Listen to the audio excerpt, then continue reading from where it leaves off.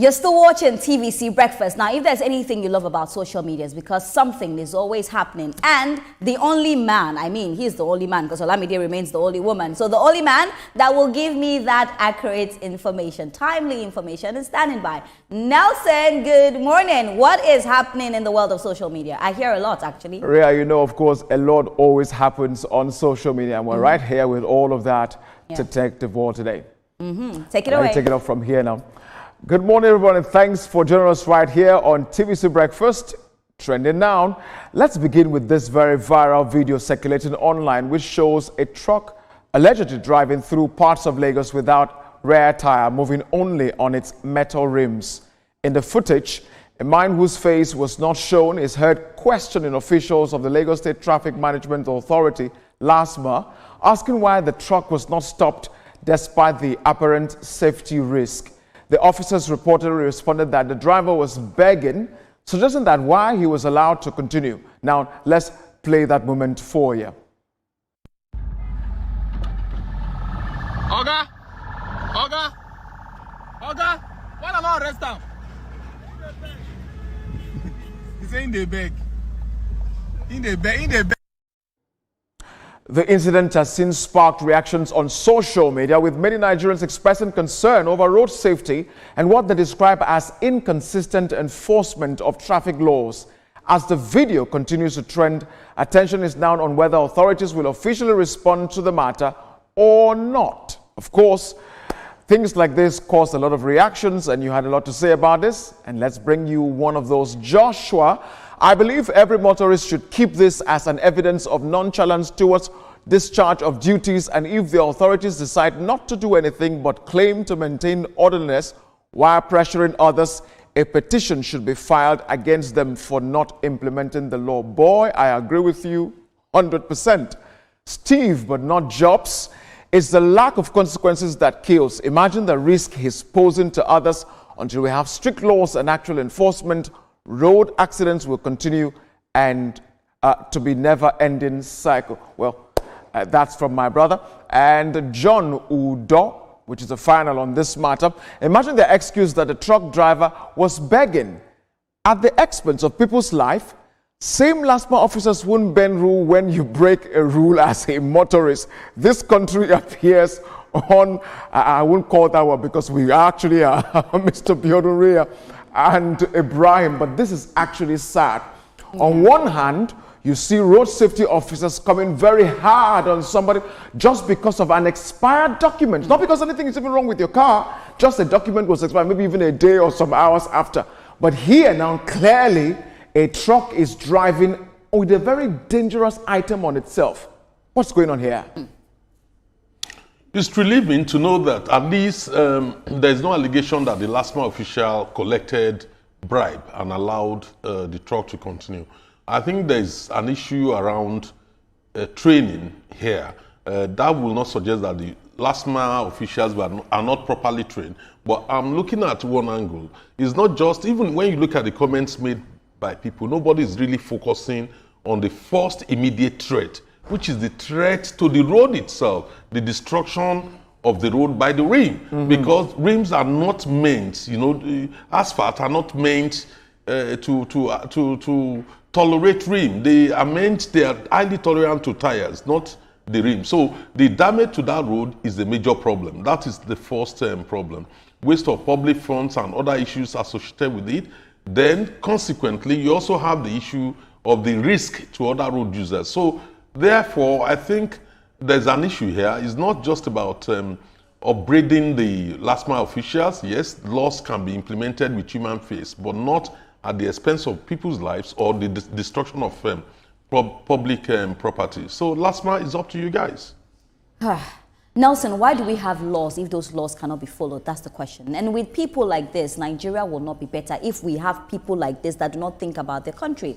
Now, we all know that the Lekki way, the government is working on it. They've been doing the road very smooth, very nice. Even when I'm going home, I'm so happy to even go on that road. And then we now have people like this that want to destroy the road. You cannot do this somewhere else, you know, in another country. Let me just even take you to Ghana. Let's not even go far. It is not possible. Immediately, that car will be stopped. Because apart from endangering lives, you are spoiling the road. And you, that same driver, will come again and say, oh, the government, the road is bad. So we need to understand that it starts with us as citizens. You need to know that this thing I'm doing will destroy the road. And immediately you park that car, look for a vulcanizer, and fix your tire. I am really, really blaming it on the last man people that were there, because you saw that happen. The first thing to do is to checkmate that man and make sure he parks the car. Now you say he begged. There are some things that you're not beg for what? Beg to keep destroying the road. So we need to look into the reason why those last man people allowed him to go, because I know last man are very strict. So I'm wondering why they allowed somebody that would destroy, you know, the road. I just hope this is not the Lekki Ekpe Expressway that they have been doing that I'm so happy about. I'm just praying that it's not that road. But this is quite sad. They need to be checkmated. When we begin to realize that, you know, what is on the Nigerian roads, infrastructure, actually belongs to us, not the government, then that's when we begin to act as patriots, as you know, Nigerians, because it is not the duty of the government to fix all of those things and then now come, put police there to start policing people. We should police ourselves. And the guy that actually recorded that video, we say, kudos to you. We need more of those, you know, street credibility, those citizen journalism. That last man person, I'm sure that video will be able to help us understand, identify him. You know, this selective arrest, selective punishment that they do to, you know, private car owners is so sad. If it was a private car owner, that person would be made to pay a heavy fine. That's right. If not if the car is not even impounded. So for that kind of lorry or truck to move, you know, barefoot, let me just use the word, barefoot or bearing, you know, on that asphalt road, it's going to destroy it. And these same citizens will say, government, you know, this road is very bad, you're not fixing the roads and all of that. We should begin to protect our infrastructure, and that last man must be very punished. Well said, team. Let's get now to our next story this morning, and this time around from Ogun State, where the government has shut down Africa Refractory and Allied Products Limited, ARAP, in Ogijo, after a viral video alleged unsafe working conditions.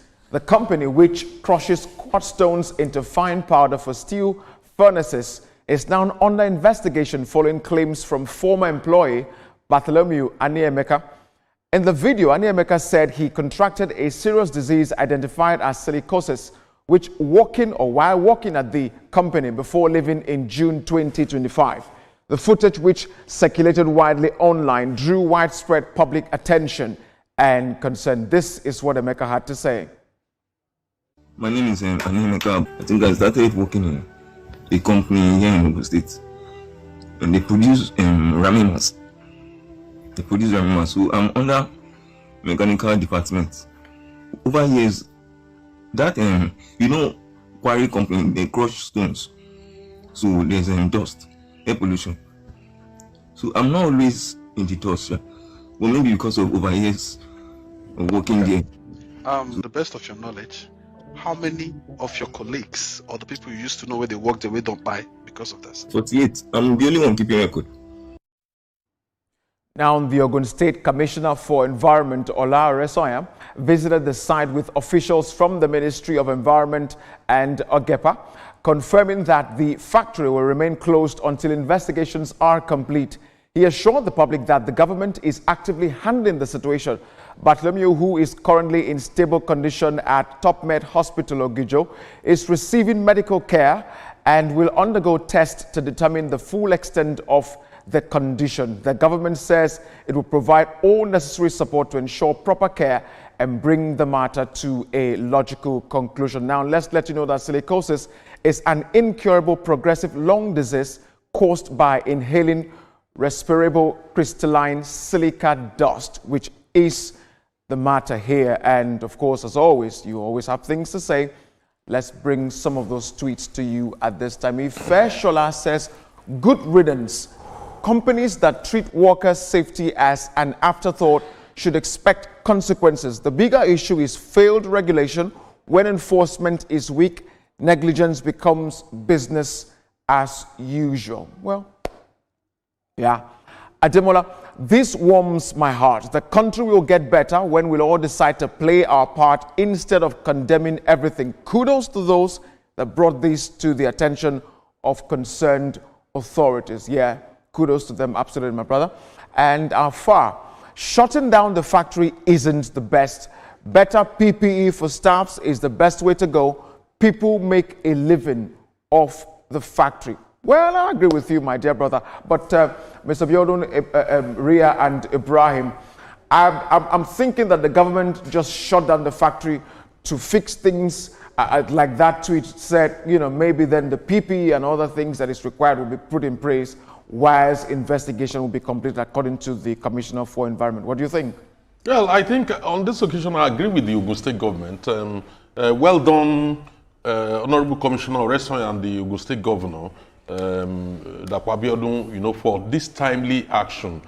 Every single life matters, no matter whether it's on the streets or inside working places. And we know that some states, including Ogun, are now very tough on environmental issues. So this is good. It's the right thing to do, shut down the place pending investigation. We know there's a minimum level of dysfunctionality, you know, and environmental hazards associated with mining, including, you know, this silicosis. You know, it's there, we know that, but there are also guidelines on how to ensure that staff are not exposed to prolonged, you know, hours of work in such difficult environment in order to save them from this kind of problem. So to what extent has this company been complying with global standards, you know, best practices in dealing with this situation is what investigating. So I would say the government has acted, the Ogun State government has acted correctly in this situation. Well, if you ask me, yes, I'm happy that they shut it down, but it goes beyond shutting it down, because oftentimes when they shut it down like this, when they open it, it's back to business. For me, what I want to see is making sure that the lives of these people that are working there are safe. I want to see, you know, Nigerian companies take care of their workers. A worker is not a slave. The person is actually there working to earn money to take care of their families. If anything happens to these people, it's not just them, their families, a family will lose their source of income. So it's always very sad when I see workers not even, you know, paying attention to the medical health of their staff. Now we're talking about lungs. We know how important, you know, lungs are. If your lungs are damaged, how do you even survive? So yes, they've shut it down. It's good that they've shut it down. But the most important thing they need to work on now is to make sure that when they reopen, because Nelson, I tell you, oftentimes when it's shut down, oh, everything has died down, they open and it's back to business. We don't want to say it's back to business. We want to make sure that this time that it's shut down, we are protecting the lives of these people that are working there. What are the things that need to be put in place? They need to be put in place. So we do not want to report this news again. There are many times we've reported stories like this, or, you know, of companies that, you know, just people are working for you. You think that their lives don't matter. The way your life matters is the way your workers' life matters. So it's very important that we look into this. When we go to other countries to seek you know, investments in the country, in our country, we should not just be happy that yes, we have investors coming in, because this company is actually Indian, you know, operated firm. It's a global, is a conglomerate headquartered in Lagos. And we see that the kind of condition they subject our citizens to, the casual labor, is really, you know, it's not in line with global standards. So the government, it behoves you, you know, for this to have gone on for too long, I feel, you know, it's a lax on your own side. So we should look at all of those similar companies, and those of us working there, we should always make that, raise the alarm all the time, so that the right thing will be done. If anyone is found wanting of not following the guidelines, the labor rules, then such companies should be shut down, regardless of how much we want investors to come into this country, because our lives matter. Yeah. Can I ask a John Provocateur question? Shouldn't anybody working in mines, shouldn't it be made compulsory that they must have health insurance cover provided by the employer up to 5 years after leaving that employment? Very, very, very important question. I just hope that we get the right answers to those questions. Yeah, I think that's a policy that needs to be looked into and maybe implemented. But thanks, guys, for your contribution. Wonderful one it is. Now let's go to something a little bit around Nollywood this time around. Nollywood actress and philanthropist Tonto Dikeh has sparked reactions online after announcing a major personal rebrand.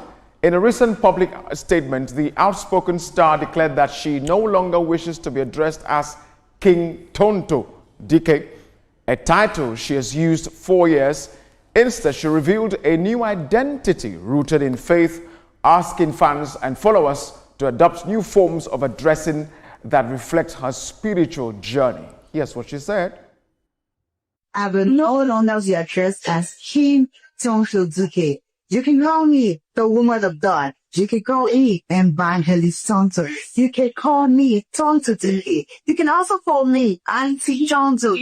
And these are the instructions of the Holy. Oh my. The announcement has since stirred mixed reactions on social media, with supporters praising her transformation while others debate the sudden shift. Of course, as always, you have things to say and we'll bring that to you at this time right here. Unpopular says she's finally embracing her identity as both a woman and a mother. A powerful step in her healing journey, recognizing that womanhood is not a weakness but undeniable strength. Tonto Dikeh is reclaiming her narrative. Dropping the king from her name isn't a loss of power. It's a bold declaration of authenticity, resilience, and self-respect. I'm glad to see her stepping into this truth with courage and grace. Well, yeah. And Jerry, respect to Tontolet, that's her tweet handle, for publicly releasing the king title she once wore so boldly. Calling it a Holy Spirit-led shift takes courage, whether it's profound change or something else. It quietly asks a bigger question: are we willing to let go of old identities when a new season calls? Wishing her genuine peace on this path. What does this kind of pivot mean to you? Well, I don't know. But you know, Mr. Biodun Rhea and Ibrahim, I never knew when she actually bore the name King on her name. I'm trying to understand that in terms of, you know, gender. King or Queen? Which one would have been best? Look, I mean, you know, at a point in time, we had a surge in the growth of, what do they call it, LGBTQ movement in Nigeria, up to the point that the government had to come out with a law to crack down on it. Formerly King Tonto Dikeh, you know, appellation created a kind of sexual ambiguity in terms of identity. And people are wondering, what do you mean you are a woman and you are also a king? You are not calling yourself a queen, like Queen Latifah, you know? So it then became an issue. People kept, you know, suspiciously examining her identity and people not talking about it or talking about it. But at least she's finally clear the whole issue up now, saying that, look, I'm a woman and a mother. I'm not a king. Probably she should be calling herself a queen or princess. She's not an evangelist.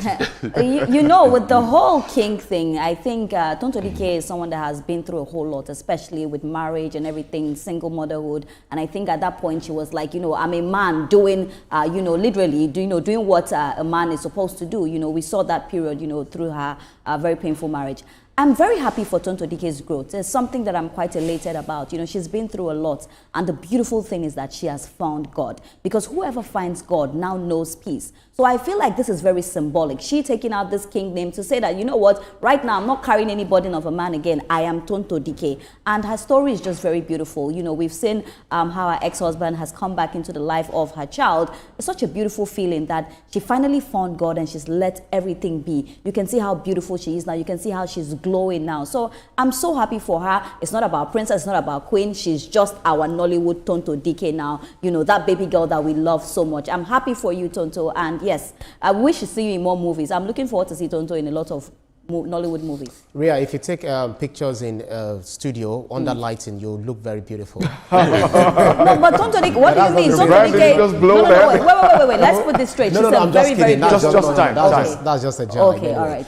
So I never realized when she was called king at the time, but now that she chooses to call herself, you know, I know that there used to be king female back in the day. You know, all those vicegerents. You know, those who would what we call Aurelia by, you know, back in the day. But all the same, congratulations to her. She's found a new name. Whatever name she wants to call herself, it's her life and it's good. Congratulations. Well, she's found God. We're glad about that. For me, the most important thing is that she's found God. This is a woman that has been through a whole lot. If you follow Tonto Dikeh's story, you will understand why she's dropping this king for my name. So it has nothing to do with, you know, LGBTQ men. No, she went through something at a point that was really, really sad for her. And right now she's left everything to God. So yeah, congrats. Like you said, Rhea, the most beautiful thing is that she's found God. Thank you guys for your contribution. Yeah. And let's